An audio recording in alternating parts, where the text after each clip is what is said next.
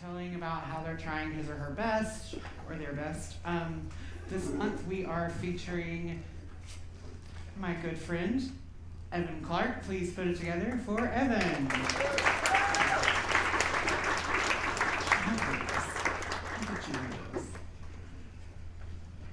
Awesome. Hello, everyone. I'm Evan. I'm going to tell you about a little journey I've been on. In high school, I grew up in a small town in rural Massachusetts, and I don't know if many of you identify with this, but I didn't have one of those super tight-knit families like some people describe. I've always been kind of jealous. I had a girlfriend in high school who had one of those really tight family unions where they get together and the larger extended family and everyone just feels at home. I never quite had that, which is fine. I have a great family, they're good people, but we're a bunch of individuals for whatever reason. And in high school, I did really well. I wasn't the most popular kid in school or anything, but I had a good group of friends. But I decided to go to school for college on the West Coast. So I went to a small school called California Lutheran University in Thousand Oaks, California. And it was wonderful for me. I got to meet a whole new group of people.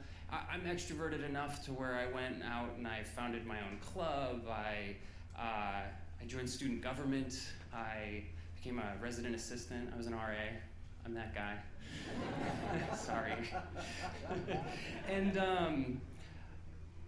I bet many of you can relate to this, but college for me was where I found my closest group of friends. It was the best sense of community I think I've ever experienced in my life. And especially the club I founded. I founded a club called the Secular Student Alliance, and we just became so close. Two of the people I founded that club with, we made a pact to travel the world together with each other every 2 years, and we've been doing that for 10 years now. We've been to 5 countries. And what's fascinating post-college is trying to figure out how you build connections with people that can feel like the connections you had in college, or for some of you that might be your family. And where do you find those? How do you create those? So after college, I was one of those people that dated my high school sweetheart all the way through college and then a little bit after. And when we broke up, suddenly was living in Southern California, out of this relationship. We're post-college, so all my friends are starting to move around the country. And so I decided to do something radical, and I moved to Arizona. I decided to join a political campaign in Arizona. And so suddenly I go from down the street from the college I went to with a group of friends. I used to be in a big, long relationship, and suddenly I'm completely on my own in a new city. And I'm sure many of you have experienced this. Los Angeles, I think it's about 90% of people have done that. They've come to this city. And from there, I did what probably a lot of young people do. I met people online through online dating. That's how I tried to make friends.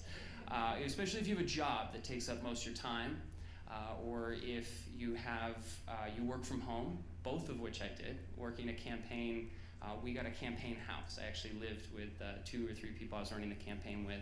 And so we weren't going out much, and so I remember that summer, I think I went on like 50 dates all around Phoenix. I was a serial dater. I don't recommend it, but I'm extroverted enough to where it worked for me. And that still didn't fill the void, though, in need of like a good friendship. From there, that campaign ended. I went into business with some of those people. I actually traveled the country by car for like a year with a podcast. And again, there's still this longing for what is that tight-knit community like I had in college. I came back to Arizona, and couldn't quite find that. Now, I've been a community builder too. My thought in my head was, well, if I can't find it, I have to build it, right? So I founded a community post-college called the Humanist Community of Ventura County. I help support communities in northern Arizona. Still, it's really hard, isn't it?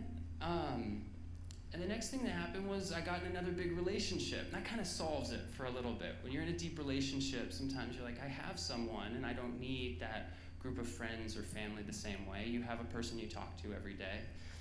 And then that relationship's ended. I wound up back here in California a year ago. I'm executive director of a local nonprofit here called Atheists United. But what's fun now is my job is to build community, and yet I'm still asking the question of how do I find my community.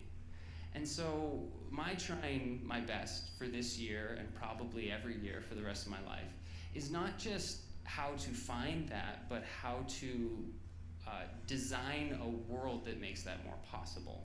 And so I want to challenge everyone to think about a question I'm thinking about. It's not just putting good energy out into the world and some magic's gonna return it to you. It's not even just going to a lot of networking events, but like, how do you design elements of your life where it's almost hard to not have community? And that's what I'm looking for, and I'm trying my best on this year. So I helped found another community just a month ago called Curiosity Collective. I'm actually trying to separate my job from my community, I think for health reasons. And I think it's a really interesting and challenging question.